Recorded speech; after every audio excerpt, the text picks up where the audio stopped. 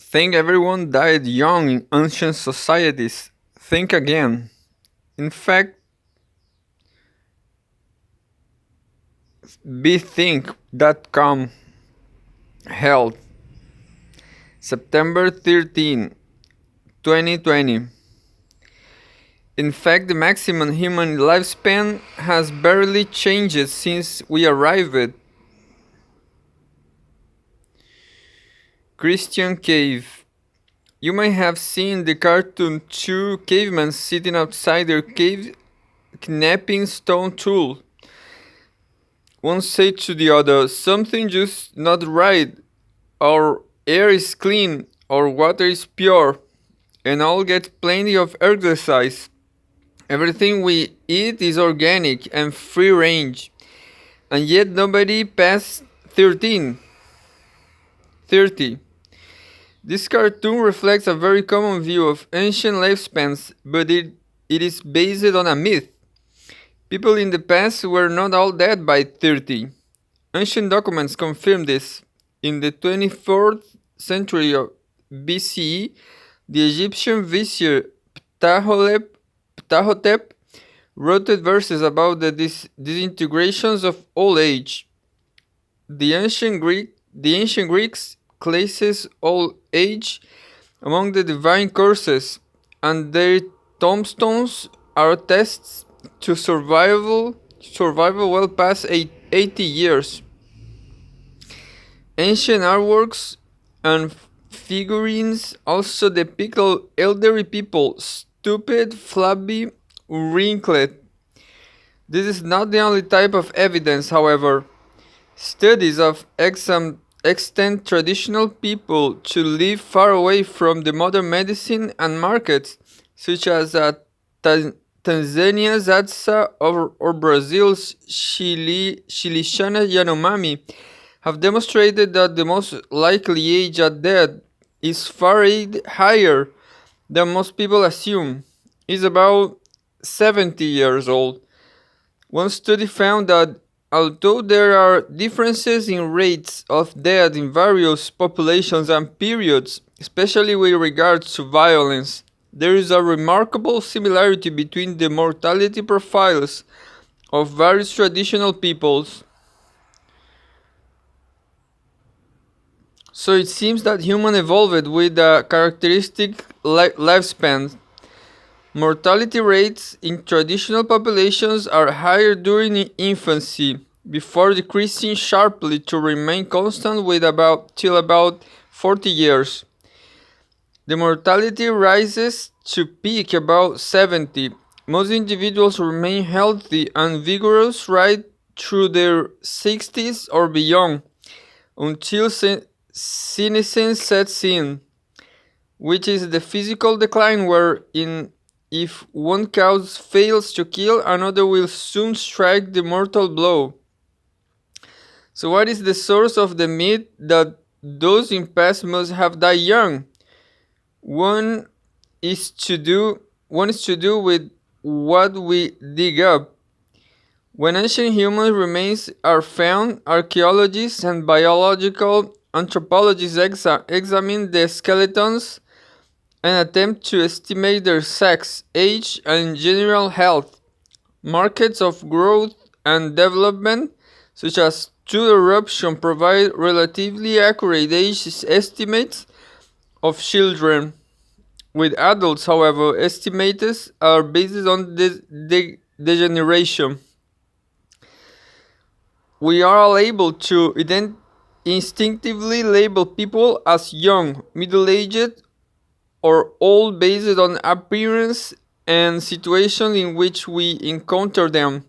Similarly, biological anthropologists use the skeleton rather than, say, hair and wrinkles.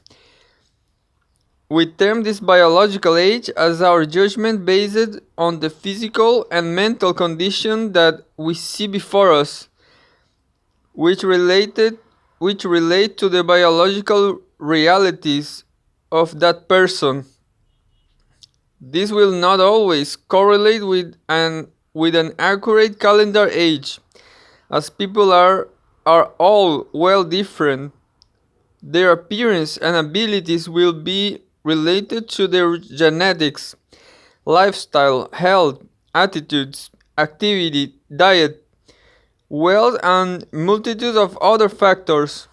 These differences will accumulate as the years increase, meaning that once a person reaches the age of about 40 or 50, the differences are too great to allow any one size fits all accuracy in the determination of the calendar age, whether it is done by eye or a living person or by the preferred method of skeletal aging.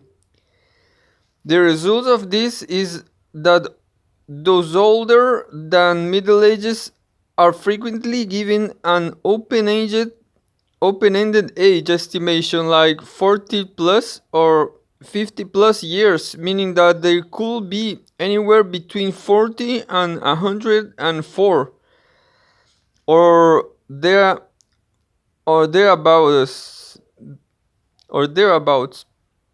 The very term average age at death also contributes to the myth. High infant mortality brings down the average at one end of the age spectrum. An open-ended category such as 40 plus or 50 plus years keep it low at the other.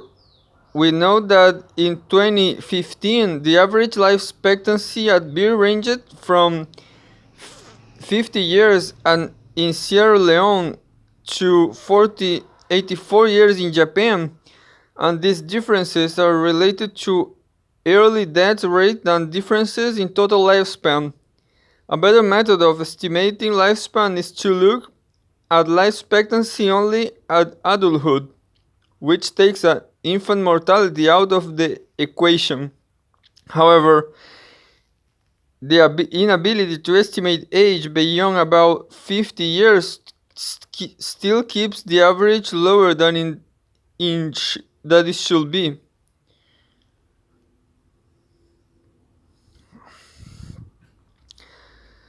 Archaeologists Archaeologists' age estimates therefore have been squeezed at both ends of the age spectrum, with the result that individuals who have lived their full lifespan are rendered invisible.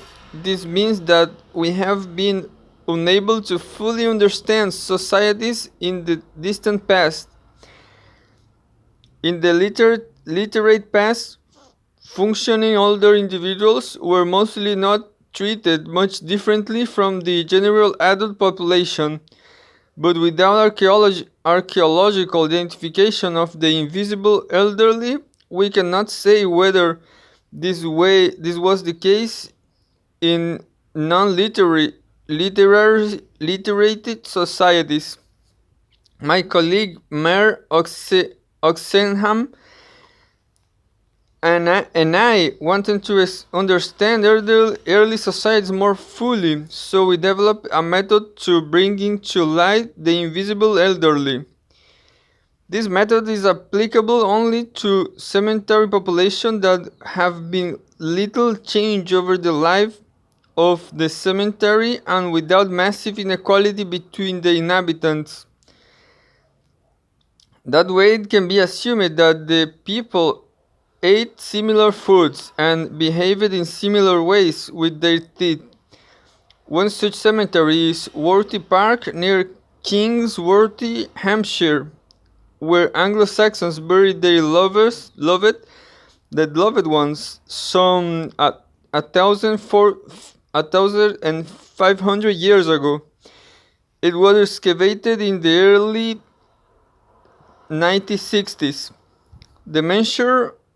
We measure the wear on teeth of these people and then segregated the population from those with the most worn teeth, the oldest to those with the least worn.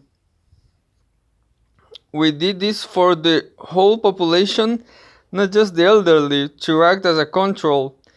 We then matched them against a known modern population with a similar age structure and allocated the individuals with the most worn teeth to the oldest ages.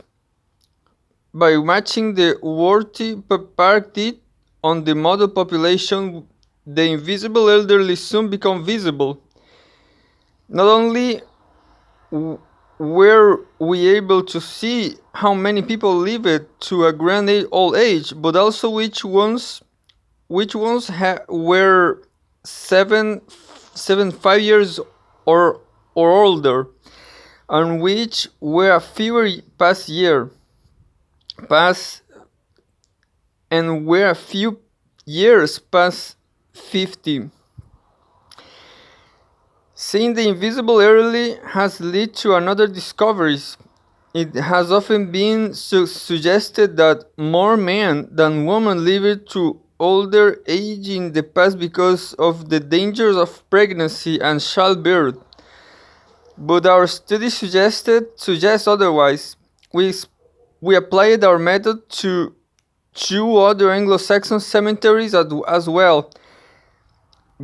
Great Chesterform in Essex and the one on Mill Hill in Deal, Kent, and found that of the three oldest individuals from each cemetery, 7 were women and only 2 were men. Although not conclusive proofs, this suggests that older age spans for women may be part of the human's condition. We also looked at the treatment of the elderly in their graves. Also, Anglo-Saxons men were often buried with weapons, while women were buried with brooches and jewelry, including beads, and pins. This suggests that men were identified by their martial qualities, while women were admitted for their beauty. Men also maintained or increased their status in their graves well into their 60s, while women's value peaked in their 30s and declined further as they aged. Intriguingly, the class of item most likely to be found in the graves of the elderly rather than younger individuals was the grooming tools. The most common of these was tweezers. The most of these were buried with old men. Did this mean that all men were concerned about their looks, or that all women were too far from beauty for tweezers or other grooming items to help? Findings such as these provide a glimpse into the lives of people of the past, a glimpse that was impossible without identifying their invisible elderly.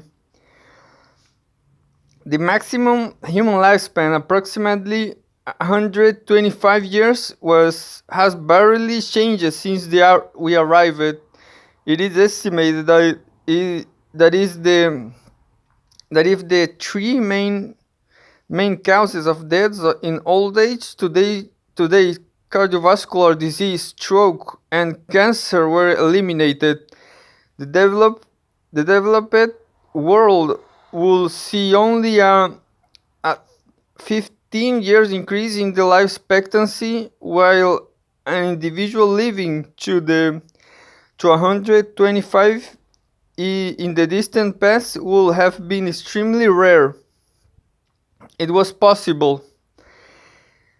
And some things about the past, such as men being valued for their power and women for their beauty, have changed a little.